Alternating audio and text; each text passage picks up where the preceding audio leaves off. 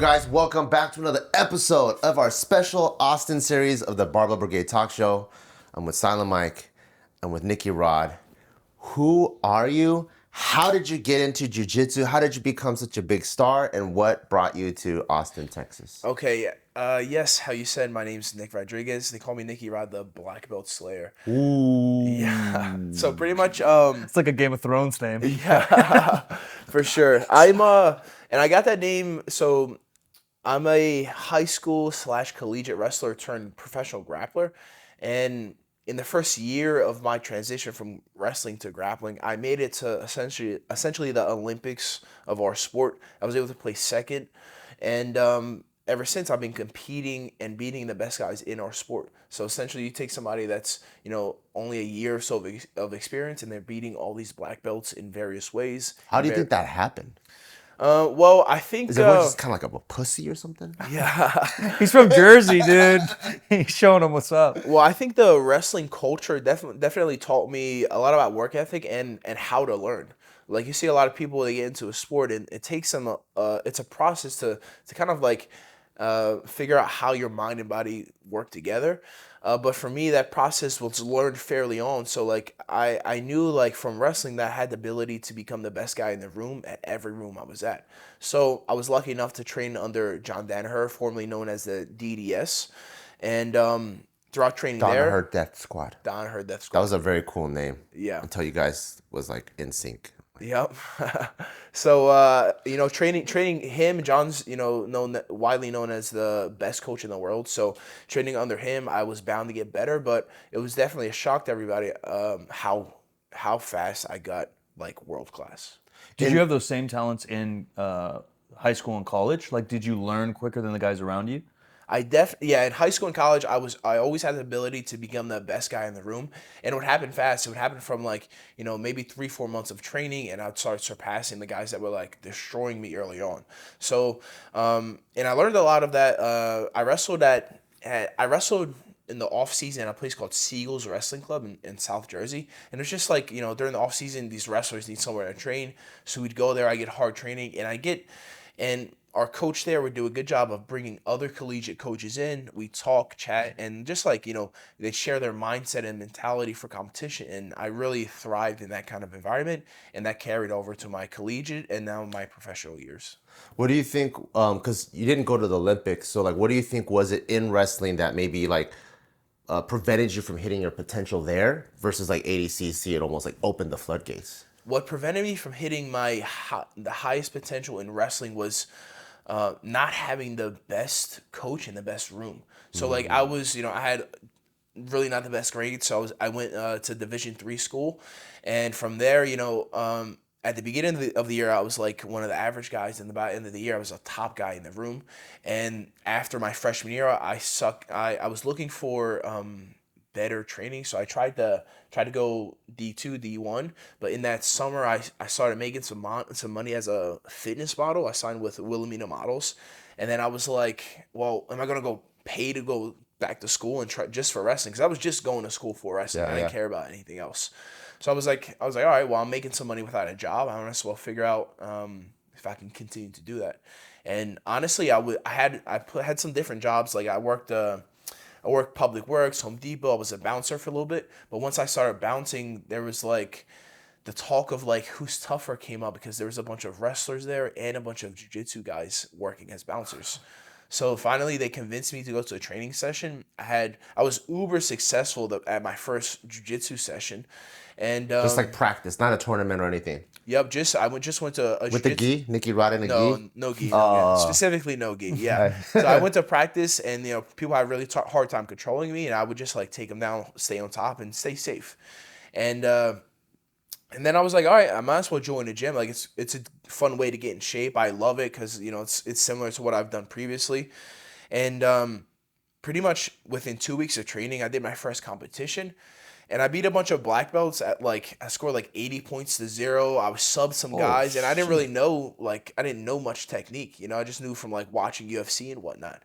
So I just kept competing after that. I was like, all right, I mean, I might as well keep the momentum going. And did you sign up for a white belt competition and then there was also black belts, or was it like an absolute thing? Or So what? it was a So I signed up for a grappling industries, and it was a no-gi tournament. All levels were welcome. So it was like Oh. anything from white to brown. But I like signed up for the expert division or whatever they call it. But yeah, it was mainly consist of purple belts, brown belts, and black belts. And yeah, I mean, granted, these guys weren't professional athletes, so it wasn't like I'm not going up against like the Big Show or nothing. But yeah, it was just too easy to stop. So I was like, I have to keep training. And then eventually I found out that like, guys up in New York were making money with grappling. So I was like, all right, I guess I'll try to go there and train with them. And then yeah, I just showed up there one day and stuck around. Was the Olympics ever a goal in regular wrestling, or not really? It wasn't even like I was so far like behind people. Like kids at my age were once something that held me back too was I graduated high school fairly early. I graduated at like 17.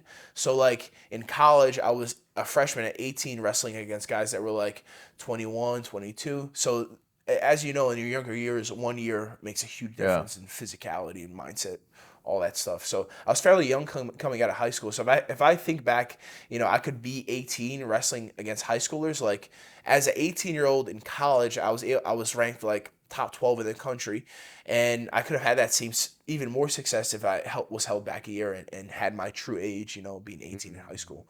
So I always thought about that a little bit, but things happen for a reason because maybe I would have been so good at wrestling that would have been stuck with that. And sometimes I see a lot of wrestlers come to jiu-jitsu and ultimately they go back to wrestling because it's like you have to shut that ego down so you can learn, right? You go from being like the best guy in your room and back to square one essentially, and that's kind of hard for some people to grasp.